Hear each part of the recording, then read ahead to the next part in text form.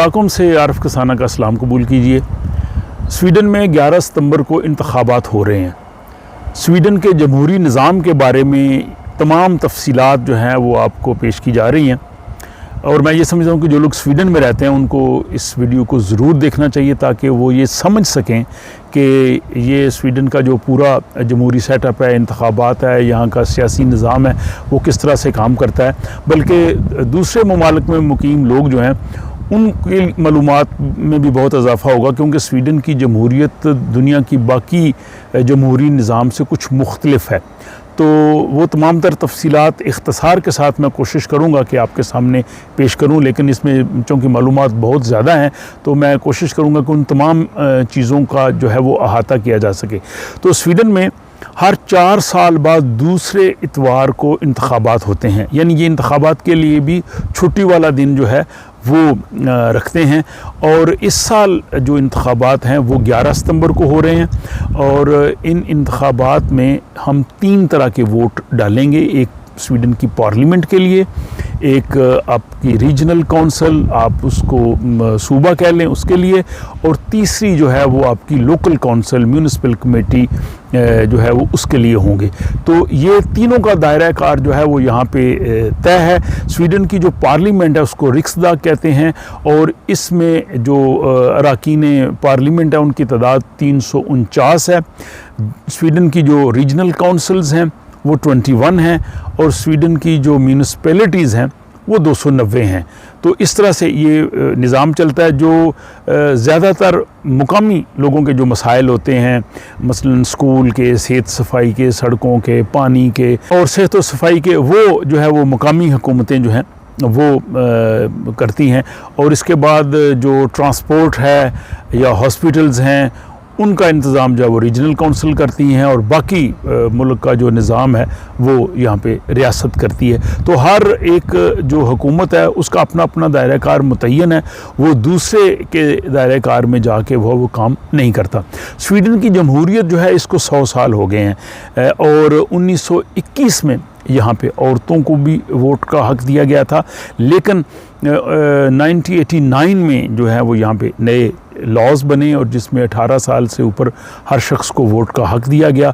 तो इस तरह से ये जमहूरी निज़ाम जो है वो चल रहा है कि जो भी 18 साल से ज़्यादा उम्र का स्वीडिश सिटीज़न है वो इन तीनों के लिए वोट डाल सकता है। लेकिन जो लोग स्वीडन के सिटीज़न नहीं हैं, उनके पास यहाँ पे रहने का वीज़ा है और उनको 3 साल से ज़ायद हो गए हैं, तो वो पार्लियामेंट का वोट तो नहीं दे सकते, लेकिन रीजनल काउंसिल और मकामी काउंसिल का दे सकते हैं। और अगर वो लोग यूरोपीय यूनियन के सिटीज़न हैं, नॉर्वे के सिटीज़न हैं और यहाँ पे रह रहे हैं, तो फिर 3 साल से भी कम मुद्दत से अगर वो रह रहे हो तो तब भी वो वोट दे सकते हैं। तो ये यहाँ पे सारा निज़ाम है। 349 नशिस्तें हैं यहाँ की पार्लियामेंट की।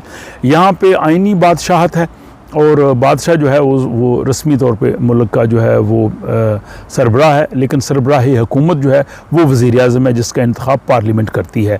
तो यहाँ की जो पार्लियामेंट है, यहाँ का जो जमहूरी निज़ाम है वो दुनिया के बाकी जमहूरी निज़ामों से काफ़ी मुख्तलिफ है। यानी बरतानिया, हिंदुस्तान, पाकिस्तान जहाँ पे जो है वो निज़ाम है वो मुख्तलिफ है। यहाँ पे मुतनासिब नुमाइंदगी होती है और हर जो पोलिटिकल पार्टी है उसको किसी भी सतह के वो पार्लियामेंट हो या लोकल काउंसिल्स हों, अगर उनके वोट कुल डाले गए वोट से 4% से कम हो तो उनकी वहाँ पे नुमाइंदगी नहीं हो सकती।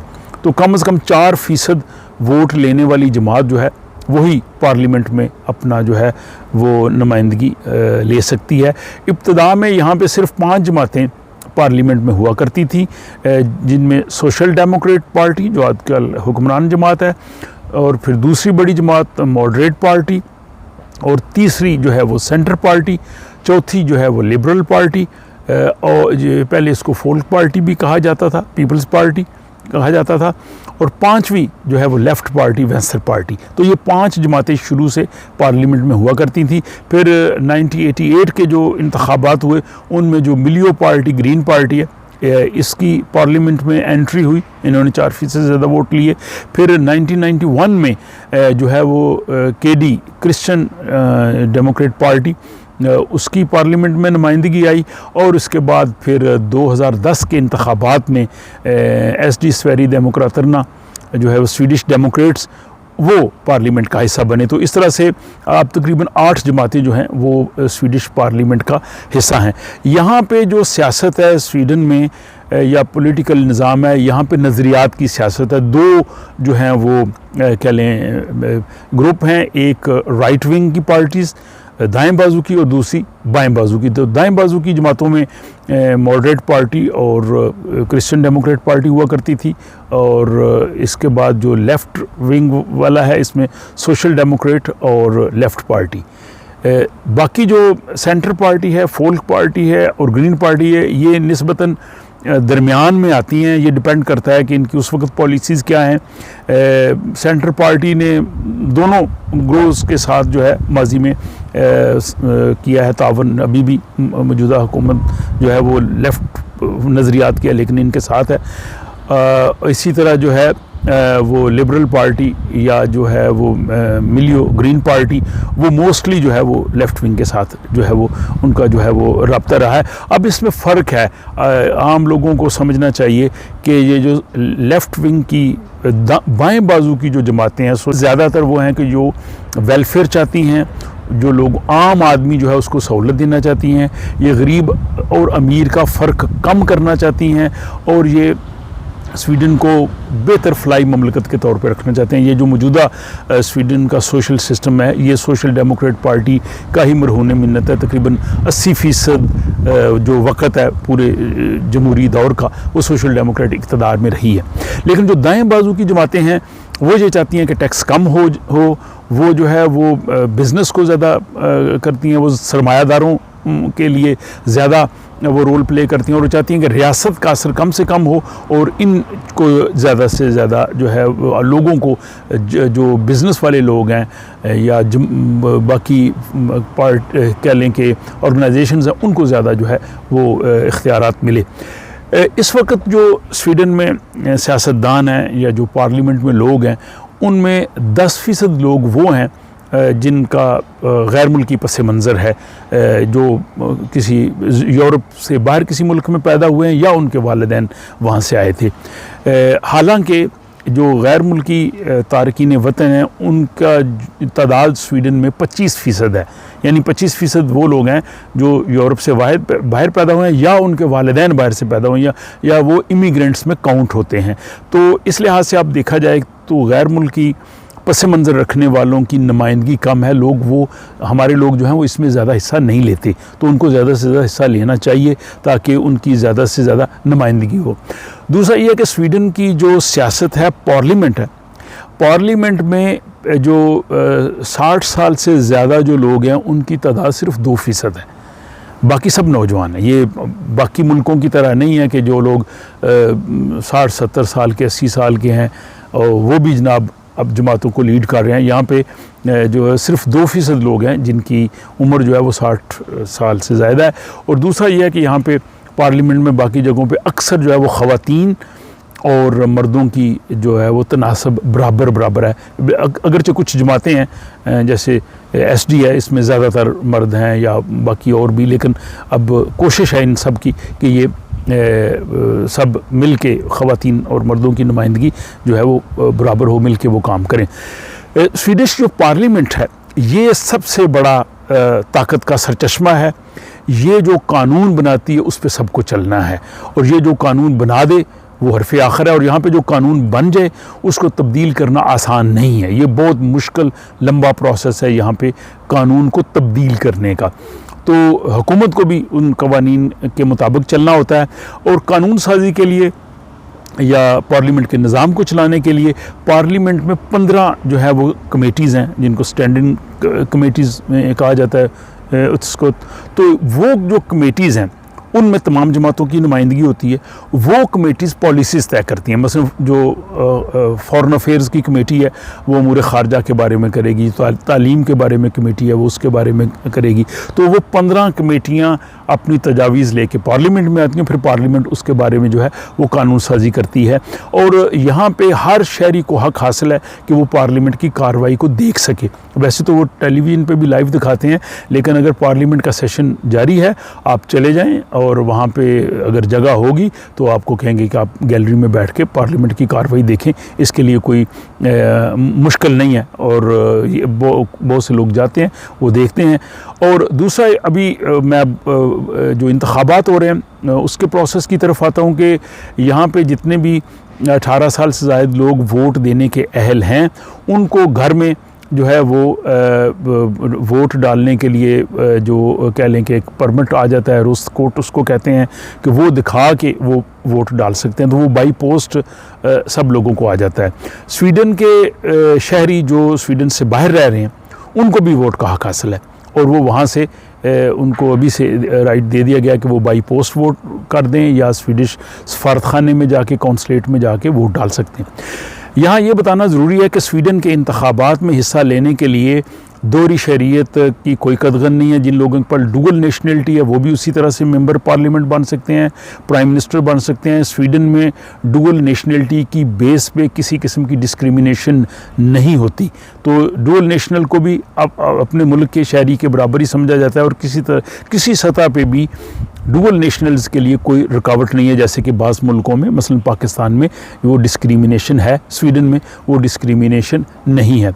और यहाँ पे जो वोट डाले जाते हैं, जो कम्यून, लोकल काउंसिल और रीजनल काउंसिल हैं, उनके लिए ज़्यादा डाले जाते हैं। वो उसकी वजह साफ ज़ाहिर है कि उनमें जो स्वीडन के शहरी नहीं हैं और यहाँ पे जो 3 साल से ज़्यादा रह रहे हैं वो भी वोट डाल सकते हैं। अब वोट डालने के लिए आपको वो घर में पोस्ट के ज़रिए जो वो रोस्टकोट वो आ जाएगा और उसके साथ आप अपना आईडी कार्ड लेके जिस दिन वोट डाले जाने हैं आपने वहाँ पे जाके पोलिंग स्टेशन पे अपना वोट डालना है। लेकिन स्वीडन में ये सहूलत भी हासिल है कि इंतखाबात जैसे 11 सितंबर को हो रहे हैं, इनसे पहले 18 दिन पहले से वोट डालने का अमल शुरू हो जाता है। तो उसके लिए स्कूलों, लाइब्रेरियों, म्यूनिसिपैलिटी जो ऑफिस जो हैं वहाँ पे ये लिखा होता है कि यहाँ पे वोट डाले जा सकते हैं। अगर आप पहले वोट डालना चाहते हैं, आप 11 सितंबर को बिज़ी हैं, आपने कहीं और जाना है, तो आप जाएं, अपना वो रोस्टकोट आईडी कार्ड ले जाएं और आप वहाँ पे वोट डाल दें। तो वोट जब आप डालने के लिए जाएंगे तो वहाँ 3 किस्म के बैलेट पेपर जो हैं वो आपको मिलेंगे। जो पीले रंग का बैलेट पेपर है वो पार्लियामेंट का है, जो सफ़ेद रंग का है वो लोकल काउंसिल का है, म्यूनिसिपैलिटी का, और जो नीले रंग का है वो रीजनल काउंसिल का होगा। तो 3 मिलेंगे अगर आप स्वीडिश सिटीज़न है, अदरवाइज़ आपको 2 मिलेंगे और साथ आपको एक छोटा लिफाफा भी मिलेगा। तो आप अगर 11 सितंबर से पहले डालना चाहते हैं तो पहले डाल दें, अदरवाइज़ उस दिन आप जाएंगे, वहाँ पे जाके अपना आईडी कार्ड दिखाएंगे, फिर वो आपको बता देंगे कि आप कौन सा पोलिंग बूथ पे ये आपने जाना है। वहाँ पे आपको वो निशान लगा के आपको तीनों बैलेट पेपर दे देंगे, लिफाफा दे देंगे। आप पीछे जाके राजदारी से उसमें वो डाल लेंगे और उसके बाद अलग अलग आके आपने जो वोट है उसमें आपने डाल देने हैं, ताकि जो है वो अपना आपके वोट का जो प्रोसीजर है वो मुकम्मल हो जाए। और इसमें पॉलिटिकल पार्टीज़ जो इलेक्शन बूथ के बाहर खड़ी होती हैं वो दोबारा याद दहानी कराती हैं कि आप जो है वो हमारे उम्मीदवार को वोट दें। इस सिलसिले में अगर मज़ीद आपको मालूमात चाहिए तो स्वीडिश इलेक्शन कमीशन की ये वेबसाइट है wal.se, इस पर आप जा सकते हैं। इसमें मुख्तलिफ़ लैंग्वेजेस में उन्होंने तफसील से बताया हुआ है। अगर आपका कोई सवाल है या आप कुछ पूछना चाहते हैं तो वो आपको फौरी जो है वो जवाब दे देंगे। तो अगर जब आपने वोट डाल देने हैं तो इसके बाद जो है वो उसकी वोटों की गिनती होनी है। जो पार्लियामेंट के नतायज हैं उसी दिन शाम को आना शुरू हो जाते हैं और अगले दिन तक तकरीबन क्लियर हो जाता है कि पार्लियामेंट में किस जमात की जो है वो अक्सरियत है और मुस्तकबिल की हुकूमत किस तरह से बनेगी। बाकी रीजनल काउंसिल और जो लोकल काउंसिल हैं इनके इंतखाबात की काउंटिंग जो है वो बाद में होती है, तो पहले वो पार्लियामेंट के करते हैं। अब पार्लियामेंट का जब इंतखाबात मुकम्मल हो जाते हैं तो पार्लियामेंट सबसे पहले अपने स्पीकर का इंतखाब करती है, जिसको थॉलमैन स्वीडिश ज़बान में कहते हैं। दूसरे मुल्कों के बरक्स स्वीडन में जो पार्लियामेंट का जो स्पीकर है इसके पास बहुत ज़्यादा इख्तियारात हैं और क्योंकि वहाँ पे बाकी मुल्कों में ये होता है कि वहाँ पे सदर या बादशाह जो है वो वज़ीर-ए-आज़म को नामज़द करता है, या बाज़ मुल्कों में पार्टियाँ अपने उम्मीदवार को नामज़द करती हैं और फिर इंतखाब होता है।